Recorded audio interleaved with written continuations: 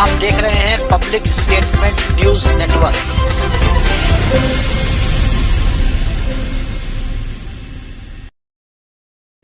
नमस्कार, आप देख रहे हैं पब्लिक स्टेटमेंट न्यूज। बाबाकोटे स्थित रॉयल रेजिडेंसी में पब्लिक स्टेटमेंट के खास कार्यक्रम खास मेहमान में आज विभिन्न पत्रकार संगठनों से अध्यक्ष महामंत्री ने शिरकत की। इस दौरान बतौर मुख्य अतिथि प्रेस काउंसिल ऑफ इंडिया के सदस्य श्याम सिंह पवार भी रहे। उन्होंने कहा कि कानपुर में विशेष तौर से एक गिरोह बना करके कुछ पत्रकार संगठन गलत कामों में लिप्त हैं, जिनकी वजह से आज पत्रकारिता धूमिल हो रही है। इस मौके पर कानपुर दक्षिण प्रेस क्लब के सचिव उमेश यादव ने कहा कि जब भी किसी पत्रकार से कोई बेवजह परेशान करे या फर्जी मुकदमे में उन पर लगाने का कोई प्रयास किया जा रहा हो तो वह उनके लिए हमेशा साथ हैं। कार्यक्रम में कानपुर देहात प्रेस क्लब से महामंत्री योगेन अग्निहोत्री व ऑल जर्नलिस्ट एसोसिएशन से लंकेश विश्वकर्मा, श्रमजीवी पत्रकार संगठन से नीरज तिवारी भी रहे। देखिए हमारे सहयोगी राजेंद्र केशरवानी के साथ पब्लिक स्टेटमेंट की स्पेशल रिपोर्ट। नमस्कार मित्रों, आप देख रहे हैं पब्लिक स्टेटमेंट के खास कार्यक्रम खास मेहमान। और आज खास मेहमान में हमारे साथ खास मेहमान आप हमारे दाहिनी तरफ देख रहे हैं, ये पत्रकार लोग आए हुए हैं और हमारे जो बाईं तरफ है वो पत्रकार संगठन के लोग हैं। सबसे पहले मैं एक एक करके लोगों का परिचय कराते जाएंगे। आप हमारे साथ में हैं श्रमजीवी पत्रकार संगठन से नीरज तिवारी जी और प्रेस काउंसिल ऑफ इंडिया से श्याम सिंह पवार जी, और हमारे साथ वरिष्ठ पत्रकार जावेद खान जी और योगेंद्र अग्निहोत्री जी जो कानपुर देहात प्रेस क्लब से हैं, और हमारे साथ में एक पत्रकार साथी और है, और कानपुर दक्षिण प्रेस क्लब से धीरेन्द्र गुप्ता जी हैं, और कानपुर दक्षिण प्रेस क्लब से सचिव के रूप में उमेश यादव जी हैं, और मनीष पांडे जी है, वरिष्ठ समाज सेवी हैं वो। तो ऐसे में आज जो शुरुआत होने जा रही है वो कार्यक्रम की शुरुआत ये है कि आज पत्रकारों को लेकर के तमाम तरह के आरोप प्रत्यारोप लग रहे हैं।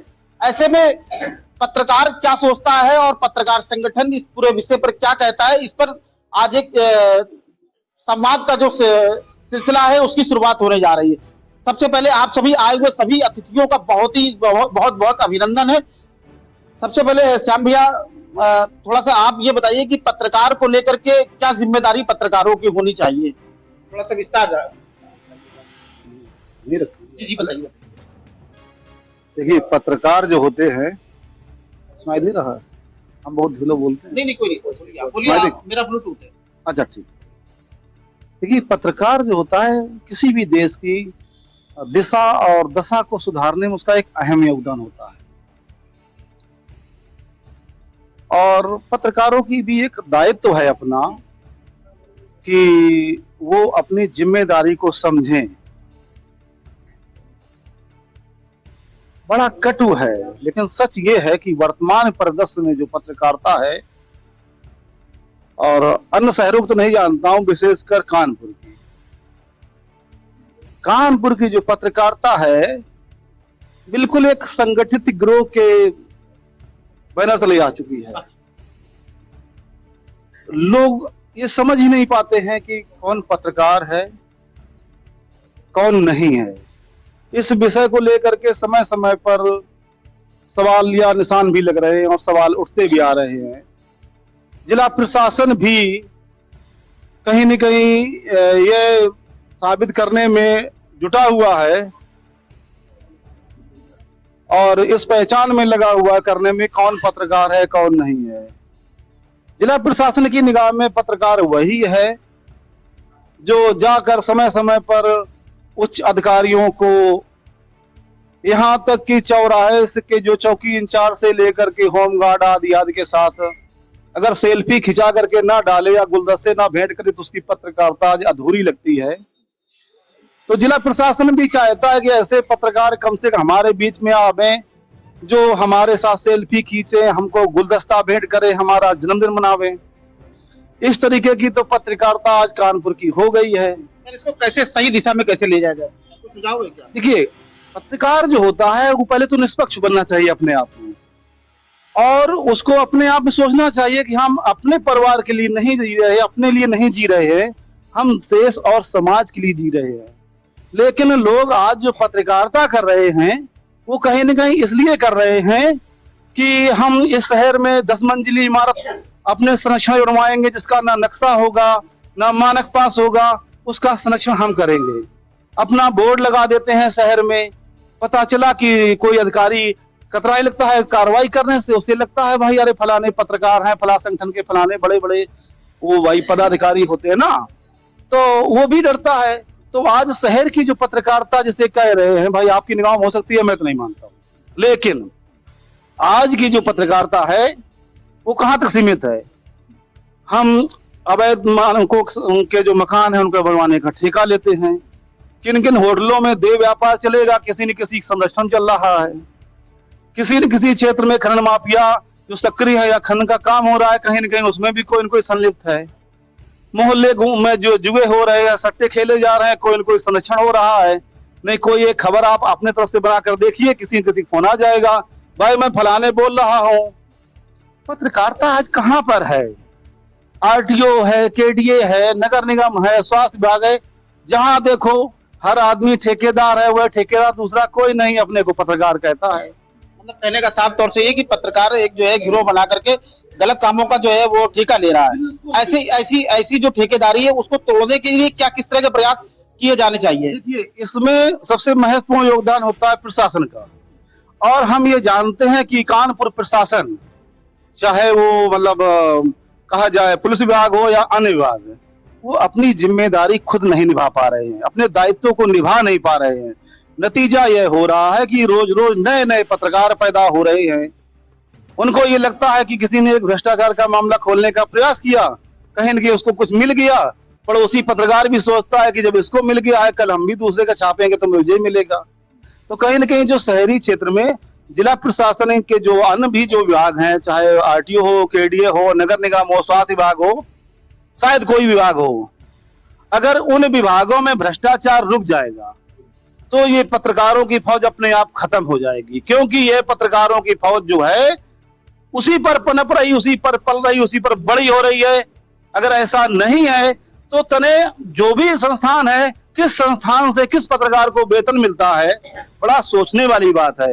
अगर वो वेतन मिलता भी है तो मेरा मानना है 2 वक्त से ज्यादा रोटी खाने में भी मुश्किल हो रही है। तो फिर लग्जरी गाड़ियों से लोग कैसे घूम रहे हैं, लग्जरी बंगलों में कैसे रह रहे हैं, कौन सी कमाई हो रही है? तो हमारा पत्रकार बिरादरी बिल्कुल आज के तारीख में जो भी है वो अपराधों का संरक्षक करता बन गया है। पत्रकारिता कम, अपराध को पैदा करने वाला ज्यादा बन गया है। कितने परसेंट लगता है कि आपको जो है ऐसे पत्रकार होंगे जो अपराध का संरक्षण कर रहे होंगे? मेरा मानना है कि शायद ढूंढा जाएगा, हमें भी ढूंढा जाएगा, तो हो सकता है कहीं हम भी संलिप्त हों। जब आप ही संलिप्त हो जाएंगे तो फिर चीजें कैसे बनेगी कैसे? समाज में दिशा देने का काम पत्रकार करता है, ये आपने पहले चरण में बताया। ऐसे में जो है समाज को सही दिशा में किस तरह से ले जाया जा सके?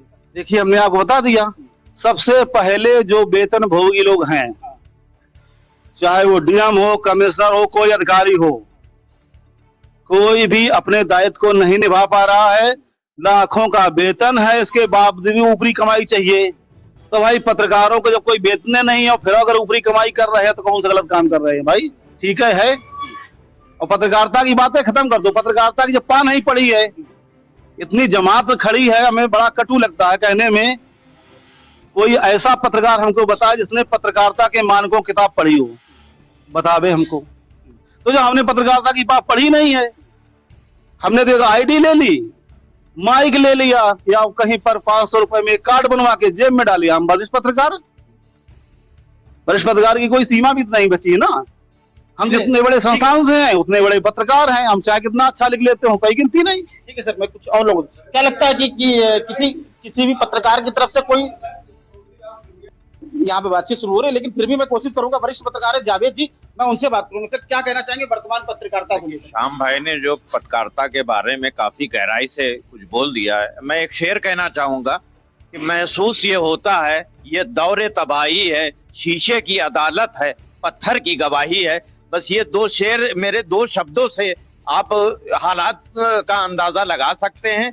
यहाँ पे देखिए सूबे में सीएम और जिले में डीएम, इनके पास सूचना विभाग होता है। ये इनका चिंतन मंथन करे और जो उनके कर्तव्य दायित्व हैं उनका वो निर्वहन करे।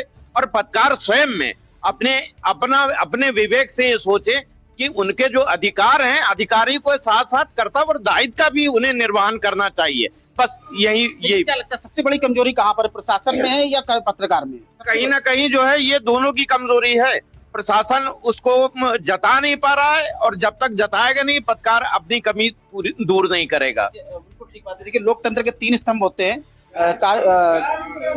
चौथा स्तंभ तो बताया गया कि संवैधानिक नहीं है, जहां तक मेरी नॉलेज। हो सकता है कि चलिए मान लेते हैं कि लोकतंत्र को बचाने के लिए 4 स्तंभ है, लेकिन इन चारों स्तंभ की बराबर की जिम्मेदारी होती है, जहां तक मैं समझ पाता हूँ। अच्छा, ठीक। तो अच्छे ही रचनात्मक तरीके से आपने बात को अपनी रखा है। मुझे लगता है कि इन 2 लाइनों की जो शायराना अंदाज था, उससे लोग समझ सकेंगे। अब हम कानपुर देहात प्रेस क्लब के जो वरिष्ठ पदाधिकारी हैं, योगेंद्र अग्निहोत्री जी, मैं उनसे भी बात करूंगा। सर, क्या कहना चाहते हैं? बताइए, क्वेश्चन पूछिए। क्या लगता है कि वर्तमान पत्रकारिता को लेकर के क्या ब्लैकमेलिंग, उगाही जैसे शब्द पत्रकार से जोड़े जा रहे हैं, ऐसे में आपको क्या लगता है? देखिए, ऐसा है, वर्तमान पत्रकारिता में जो ब्लैकमेलिंग के शब्द जोड़े जा रहे हैं, इसका जिम्मेदार कॉर्पोरेट है। कॉर्पोरेट से मतलब समझते हैं आप कि जितने बड़े बड़े चैनल्स जो आ रहे हैं, ठीक है ना भाई, कॉर्पोरेट ने भागीदारी करी, बड़े बड़े चैनल्स बनाए, उन्होंने पत्रकारों को एक एजेंडे में ले लिया। अब कोई भी पत्रकार वो बना रहे हैं तो सबसे पहला होता है विज्ञापन। जब भैया आप किसी बड़े चैनल पे काम करेंगे, आपको 1 लाख 2 लाख महीने का विज्ञापन देना है, ठीक है ना, तो आप क्या करेंगे? सबसे पहले तो इनमें सुधार की आवश्यकता है, इसके लिए सुधार होना चाहिए। और योगेंद्र जी, क्या लगता है कि पत्रकारों पर कोई मोनोपोली की व्यवस्था के हावी होने जा रही है? क्या ऐसा लग रहा है आपको?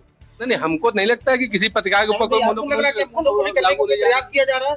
नहीं, कहीं ना कहीं देखिए, पत्रकारिता के ऊपर जो अभी संवैधानिक व्यवस्था के बारे में श्याम भाई ने बताया कि आर्टिकल 19A, उसको जो है पूरी तरह से जो है उस पे दबाव बनाया जा रहा है, और सच ना सामने आए, इस पे जो है कुल मिला के जो है फोकस हो रहा है। तो यहाँ पे तो पत्रकारिता का गला ही घोट देना है, ये सच अगर सामने नहीं आ रहा तो।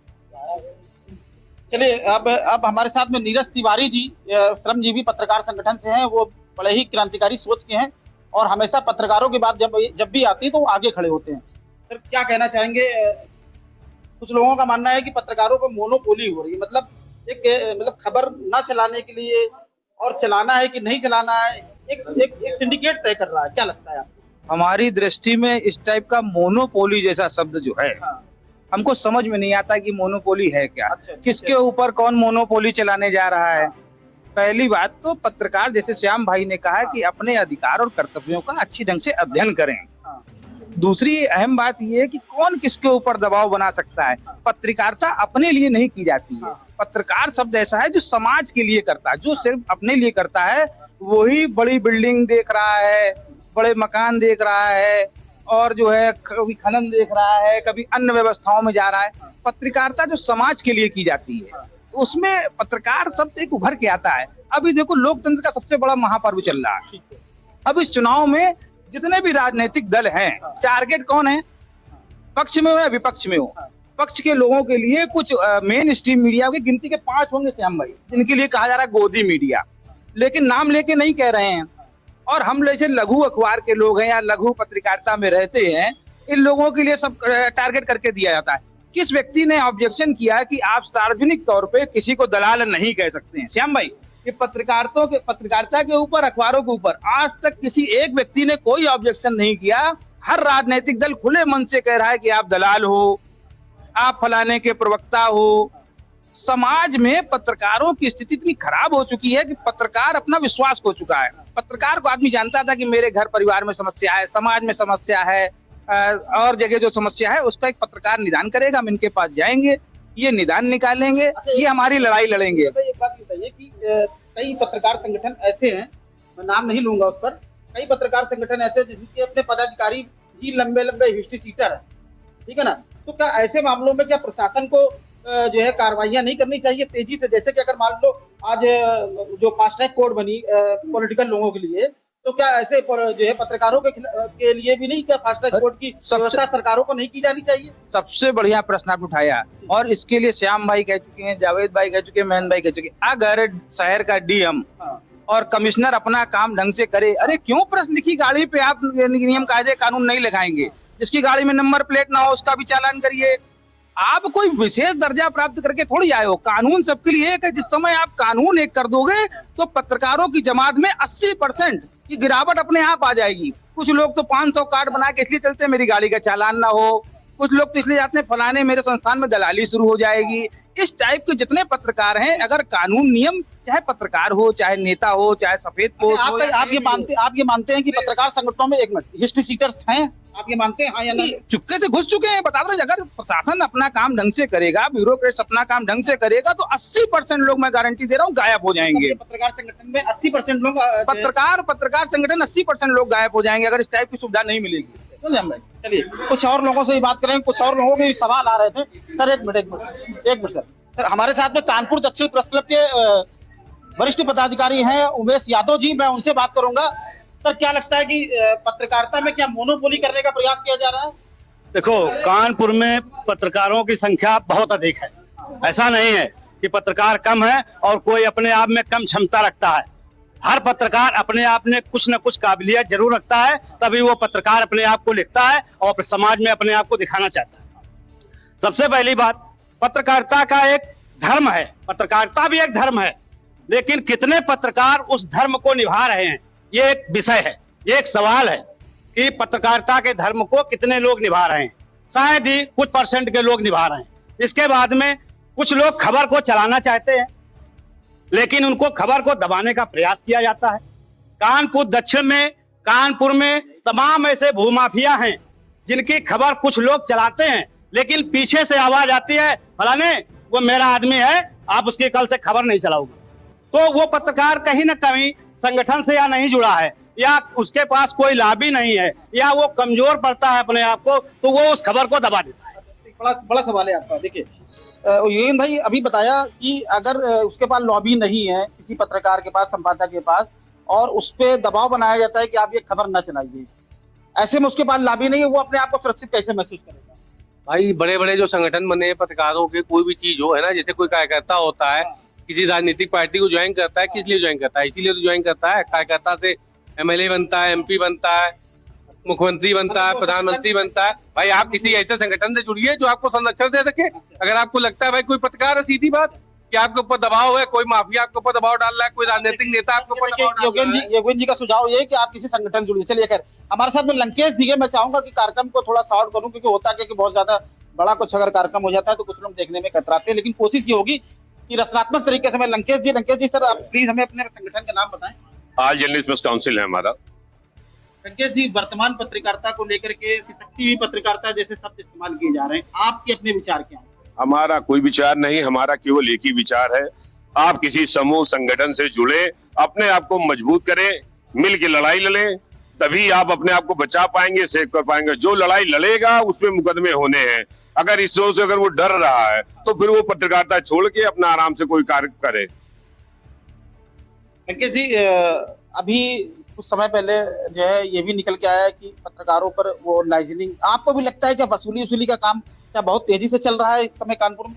देखिए, समस्या ये नहीं है ना, समस्या ये नहीं है मेरे भाई। समस्या ये है कि हम किसी की अगर खबर चला रहे हैं तो वो पहले किसी न किसी से जुड़ा है, उसको ये मालूम कि यार ठीक है चला दो, कि वसूली करने आए थे हमारे यहाँ, हमसे वसूली करने आए थे, ये हमसे लाइजनिंग करने आए थे। तो ये आम है कि कोई ना कोई कहीं ना कहीं से कोई आरोप लगा दे। बिल्कुल लगाएगा, क्योंकि आप किसी खिलाफ अगर खबर चला रहे हो, आप अगर स्वेच्छा से खबर बढ़िया चला रहे हो, आप अपनी ईमानदारी से, तो वो कहीं ना कहीं से जुड़ा है, तो आरोप तो प्रत्यारोप लगेगा आपको, बिल्कुल लगाएगा। और आपको उससे डर के नहीं, अपने विवेक और बुद्धिमत्ता से काम करना है। किसी के आरोप लगाया और फिर पुलिस ने मुकदमा दर्ज कर लिया और फिर उसका आपको जेल भेज दिया, फिर तो पत्रकारिता खत्म हो गई ना वहीं से। तो कैसे खत्म हो गई मेरे भाई, कैसे खत्म हो गई? बहुत बड़े बड़े पत्रकार रहे हैं, बड़े और छोटे की बात, बहुत बड़े बड़े पत्रकार रहे हैं जो मुकदमे हुए, जेल गए, फिर उन्होंने आके अपनी पत्रकारिता की, अपनी लड़ाई आगे जारी रखी और जीता। हम लोग के ऊपर है, ऐसा नहीं जो संगठन चल रहे हैं, पत्रकारों पे मुकदमे नहीं लिखे गए, एक में 10 लिखे गए, पत्रकारिता करते हुए भी लिखे गए, लिखने के बिल्कुल लिखते जा रहे हो। तो क्या कोई लड़ाई बंद कर रहा है या पत्रकारिता बंद कर देगा? अगर आपकी आवाज को अगर दबा रहे हैं तो क्या आप करोगे? आप पत्रकारिता बंद कर दोगे, आवाज बंद कर दोगे? हमें तो अपनी लड़ाई लड़नी है। और आए दिन पत्रकार हो रहा, अभी 2-3 दिन पहले किसी शायद हमारे हिंदुस्तान किसी पत्रकार भाई पे कोई वो हुआ था। अध्यक्ष है और उनके खिलाफ भी कई गंभीर मामले दर्ज कर लिए गए। उनका कहना यह है कि हमने भूमाफियाओं के खिलाफ बड़े बड़े खुलासे किए, उसके बदले में हमें पुलिस विभाग द्वारा जो है मुकदमे दिए गए, जबकि जांच में ये निकल के आया कि ये सारे के सारे मामले फर्जी है, कई मामलों में एफआईआर भी लगी है हालांकि, और कई मामले विचाराधीन भी है। देखते हैं क्या कहते हैं वो, क्या कहना चाहेंगे अध्यक्ष जी आप? भैया सबसे पहली बात तो मैं आपको बता दूं, पत्रकारिता जगत में बहुत से लोगों को यही मालूम कि पत्रकारिता होती क्या चीज है। जब मैं हूं प्रिंट लाइन हमारा सूचना एवं प्रसारण मंत्रालय नई दिल्ली है। भैया पत्रकारिता जगत में तमाम ऐसे पत्रकार हैं जो प्रशासन उन पे झूठे मुकदमे लगाता है। अभी हाल ही में हमारे ऊपर चैन लूट का मुकदमा लगाया इंस्पेक्टर जूही ने, जितेंद्र सिंह ने, और ये नहीं बता पाया कि चैन थी काहे की, बकरे की चैन थी, गाड़ी की चैन थी, घोड़े की चैन थी कि सोने की चैन थी, ये नहीं बता पाए। 16 तारीख की घटना, 18 का मुकदमा लिखते हैं, और जिसमें उस पर जिस आईओ ने उसका ऑडियो वायरल हुआ था उसका 15 दिन का अभी वेतन काट लिया गया, जिसने सच्चाई बताई। अभी जो वर्तमान एसीपी साहब हैं, यादव जी हैं, अमरनाथ यादव जी, उनका जिस आईओ ने, इन्वेस्टिगेशन ऑफिसर ने मौके वारदात पे जाकर के जांच की थी, गहनता से जांच की थी, उसने बताया कि वो मुकदमा वहां पर चैन लूट कोई नहीं भई है, जो कि वो लोग 1.5-2 किलोमीटर खुद चल करके आए थे मारपीट करने। मतलब क्या है कि आपने जो आईओ ने जांच किया, उस आईओ ने ये देखा कि ये घटना गलत थी, तो उसका क्या 1 दिन का वेतन काट लिया गया? 15 दिन का वेतन उसका काटा गया, 15 दिन का वेतन काटा गया, और मेरे ऊपर लूट 392 मेरे ऊपर लगाई गई। जब मैं हाई कोर्ट गया तब जाकर उसको भी 392 3 महीने बाद हटाई गई, 3 महीने बाद एक संपादक के ऊपर हटाई गई, और 3 महीने तक उसको उगाही करने के लिए दीनानाथ मिश्रा जो क्राइम ब्रांच में थे उन्होंने रखा। 3 महीने बावजूद तब हटाया उन्होंने। विपक्षी ये तो बहुत बड़ा आरोप आप लगा रहे हैं डिपार्टमेंट पर कि जो आईओ था जिसने ईमानदारी से अपनी जांच की। नहीं लगा रहा हूँ, ये सत्य है, ट्रूथ है। ये कॉन्स्टिट्यूशन और लॉ की जो पढ़ाई जो कर गए, जो आदमी निकला, उसके ऊपर आप चैन जैसी लूट, आप ऐसी घटना कारित लगा रहे हो मुकदमा, जो कि अभी संविधान में, कॉन्स्टिट्यूशन ऑफ लॉ में अभी एक विधेयक पारित हुआ है मई 21 से, कि 467, 68 कोई भी एसीपी अगर मुकदमा उच्च आला अधिकारी करते हैं तो उस पे उनके अधिकारियों का संज्ञान में डाला जाता है, तब लिखा जाता है। लेकिन 392 में तो सुनिए 392 एक ऐसी घटना है जिसमें एक एसआर रिपोर्ट जाती है, स्पेशल रिपोर्ट जाती है। पैरा 100 ये कहता है अगर कोई लूट जैसी घटना कारित भई, तत्काल 24 घंटे के अंदर लाल लिफाफे में बंद पत्र उच्च आला अधिकारी को प्रेषित किया जाता है, जो कि कहीं कुछ नहीं किया गया। इससे क्या साबित होता है? वो यही साबित होता है कि क्योंकि वो भूमाफिया है, कानपुर विकास प्राधिकरण ने उसको भूमाफिया घोषित किया। 42,000 वर्ग जमीन है जो कि गरीबों के लिए आसरा बन सकता है। हम लोग सभी लोगों ने माननीय मुख्यमंत्री जी को ज्ञापन दिया, एलआईओ के उच्च आला अधिकारी थे और एक अन्य थे, उनको भी ज्ञापन दिया गया। आपने ज्ञापन दिया? ज्ञापन दिया गया। ठीक है अध्यक्ष जी, ठीक है, हम अब आगे आपसे बात करेंगे। चलिए, हमारे साथ में वरिष्ठ समाज सेवी है मनीष पांडे जी, गौ गौरैया संरक्षण समिति चलाते हैं और हमेशा गाय और गौरैया के लिए जो है बड़ी ही संवेदनशीलता से काम को करते हैं। सर, बहुत अभिनंदन है आपका। क्या कहना चाहेंगे वर्तमान पत्रकारिता के परिदृश्य पर? अब हम इसमें ज्यादा तो कुछ नहीं कहना चाहेंगे। अभी यहाँ पर उपस्थित साथियों ने बहुत कुछ लगभग काफी गंभीर और गहराई से कहा है। हम सिर्फ इतना ही कहेंगे, अपना अपना करो सुधार, मिट जाएगा अत्याचार, मिटा सकेंगे भ्रष्टाचार। बस इतना ही है। अपना अपना करो सुधार, मिटा सकेंगे भ्रष्टाचार, मिट जाएगा अत्याचार। अपना अपना जो है करो सुधार और मिट जाएगा भ्रष्टाचार। कुछ और भी जो है हमारे साथ वरिष्ठ साथी हैं, वो भी जो है बात करेंगे और इस पर जो है सर क्या कहना चाहते हैं? देखिए, मेरा नाम हामिद हुसैन है, मैं नेशनल मीडिया प्रेस क्लब का सदस्य हूँ और हिंद की जमीन प्रिंट मीडिया में रिपोर्टर हूँ। अभी ज्यादा दिन नहीं हुए, 2 तारीख की बात है, 30 तारीख को घटना हुई एक महिला के साथ। उसके पति ने गौकसी करता था, बकरा चोरी, महिला का आरोप है, मेरा नहीं लगाया, उसको मैंने प्रकाशित किया। प्रकाशन के बाद सुजातगंज चौकी इंचार्ज और थाना रेलवे थाना अध्यक्ष ने दबाव डाला कि खबर को हटा दीजिए। मैंने खबर नहीं हटाई। खबर न हटाना अन्य चैनलों ने भी दिखाया, हमने ही नहीं, अन्य चैनलों ने दिखाया। तब उन्होंने क्या किया कि मेरे खिलाफ और उस पीड़िता के खिलाफ 386 रंगदारी और 504 का मुकदमा लिया कि 2 लाख आपके खिलाफ भी रंगदारी और उस पीड़िता के खिलाफ। आज भी मेरे पास सब पूरी बाइट उसकी रखी हुई है। इस संबंध में हमारा नेशनल मीडिया प्रेस क्लब ने ज्ञापन दिया कि भाई ऐसा है कि उसकी जांच करा ली जाए, क्या साक्ष्य है कि 2 लाख रुपया पत्रकार मांग रहा था। उस पे सीपी साहब ने, पुलिस कमिश्नर जी ने एसीपी को जांच सौंपी। बहरहाल पुलिस गिरफ्तारी के लिए मतलब कि सही का जो गलत, मतलब जो गलत कर रहा था उसके खिलाफ आपने खबर लगाई और उसका सिला ये हुआ कि आपके खिलाफ मुकदमा हो गया, ठीक है ना। मैंने माननीय उच्च न्यायालय में गया, उच्च न्यायालय की शरण में गया तो मुझको जो है गिरफ्तारी पे रोक लगाया गया और उसके विपक्षी को जवाब दाखिल करने का नोटिस जारी की गई। हमारा मतलब ये है, जो भी पत्रकार बंधु भाई हैं जो खबर निष्पक्षता से दिखाते हैं, तो प्रशासन से लोग मिल करके रंगदारी का एक कानपुर पुलिस कमिश्नरेट में एक वो निकाल लिया है कि रंगदारी लगा दीजिए और पत्रकार को 386 लगाइए, जी लगाइए, उसको जेल में ठूस दीजिए, अपने आप से पत्रकारिता खत्म हो जाएगी। लेकिन मैं आपसे माध्यम से आज की बैठक में जैसे वरिष्ठ हमारे पदाधिकारी गण हैं, तमाम सदस्य हैं, सबके सामने मैं ऐलान करता हूँ, एक नहीं 100 मुकदमे लग जाए, सच्चाई से लिखने से मैं पीछे नहीं हटूंगा। मेरा नाम आमिर। बहुत जोरदार तालियां होनी चाहिए ऐसे पत्रकारों के लिए कि समस्याएं कितनी भी पैदा कर लो लेकिन हम अपनी कलम चलाते रहेंगे। बहुत बढ़िया बात है। कुछ और भी सज्जन है हमारे साथ बात करना चाहते हैं, क्या कहना चाहते हैं? नाम क्या? मेरा नाम अखिलेश सिंह, जनसामना से हूँ। जो अभी बात हो रही थी एक छोटी सी मुकदमा के बारे में, चाहे हमारा छोटा पत्रकार हो चाहे पोर्टल का हो, जो भी पत्रकार है वो मेरा पत्रकार परिवार है, ना उसकी कोई जात है। जिस दिन हम लोग पत्रकार लोग ये सोच लेंगे कि नाम ठाकुर, ना पंडित, ना लाला, ना बलिया या ना ब्राह्मण, कोई जात न सोचे, जिस दिन ये सोच लेंगे जो भी आदमी है वो मेरा पत्रकार है, वो पत्रकार का एक मेरा घर का हिस्सा है। और मुकदमा की बात रखता हूँ, किसी प्रशासन की हिम्मत ने, जिस दिन पत्रकार भाई अपना अगर मुकदमा विपक्ष में मुकदमा लिखाने के लिए न जाए, उस दिन किसी प्रशासन की औकात नहीं किसी पत्रकार के ऊपर मुकदमा लिख देते। और जब भी मुकदमा लिखता है तो हमारा अपना पत्रकार पीछे से जाता है और वही मुकदमा लिखवाता है, वरना चौकी इंचार्ज के कलम चलाने की औकात नहीं है।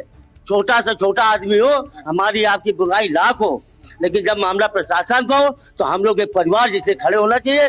और वहाँ खड़े हो गए उस दिन पुलिस छोड़ो, कमिश्नर की छोड़ो, एक कलम चलाने की हिम्मत नहीं पड़ेगी। और बाद में हमें फिर हम तो मंत्री रहे, तब मजा आएगी, तभी पत्रकार संगठन सुरक्षित रहेगा।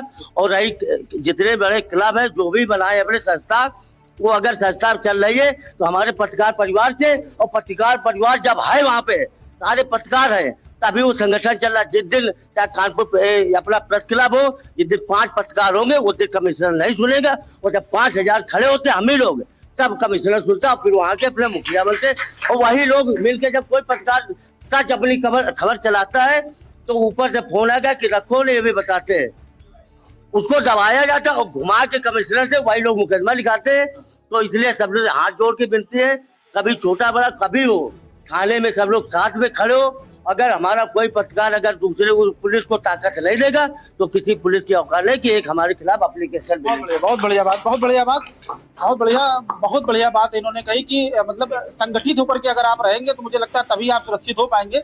तो गिफ्ट के तौर पे पुलिस ने 384 और 386 दो ले रखे हैं और वो जब चाहेगी वो दे देगी। ऐसे में एक पूरी खबर का जो एक सार निकल के आता है, वेदों में भी और धर्म शास्त्रों में भी बात लिखी है कि कलयुग के संघे शक्ति, मतलब यदि अगर आप संगठन के में नहीं है तो निश्चित तौर से आपको एक बड़े नुकसान का सामना करना पड़ सकता है। इन्हीं सारी बातों के साथ मैं अपनी खबर का पड़ाव यहीं पे खत्म करता हूँ। वीडियो जर्नलिस्ट प्रदीप वर्मा के साथ राजेंद्र केसरवानी, पब्लिक स्टेटमेंट। अरे दिनेश जी, क्या हुआ? आप परेशान दिख रहे हैं। हाँ सुरेश जी, मैं अपने बिजनेस को लेकर बहुत परेशान हूँ। यह ठीक नहीं चल रहा है। हर महीने भारी नुकसान का सामना करना पड़ रहा है। मुझे नहीं पता कि क्या करूँ, लेकिन मैंने सुना है कि आपका बिजनेस बहुत अच्छा चल रहा है। आखिर कैसे? कृपया मुझे बताओ। हाँ, मेरा बिजनेस अच्छा चल रहा है। मैंने बोर्नफायर सर्विसेज प्राइवेट लिमिटेड की डिस्ट्रीब्यूटरशिप ली है। बोर्नफायर सर्विसेज प्राइवेट लिमिटेड, इसके बारे में मुझे अधिक बताओ। बोर्नफायर सर्विसेज प्राइवेट लिमिटेड पिछले 25 ईयर से सेल्स और मार्केटिंग डिस्ट्रीब्यूशन के क्षेत्र में काम कर रही है। Bornfire services private limited mineral water, soda, juice, cold drink का अपना ब्रांड बोर्नफायर का manufacturing, sales, marketing, distribution, retailing सब कुछ मुझे सपोर्ट देता है और पूरे भारत में 62-65 डिस्ट्रिक्ट में काम कर रही है। बोर्नफायर के सपोर्ट से हमारा निवेश पर मासिक रिटर्न अच्छा होता है। That's great. मुझे बोर्नफायर सर्विसेज प्राइवेट लिमिटेड की डिस्ट्रीब्यूटरशिप लेने में इंटरेस्ट है। श्योर, आप www.bournfireservices.com पर जा सकते हैं या कॉल करें 9582327405। हमारे चैनल पब्लिक स्टेटमेंट न्यूज को लाइक करें, सब्सक्राइब करें और कमेंट कर बेल आइकन को जरूर दबाएं।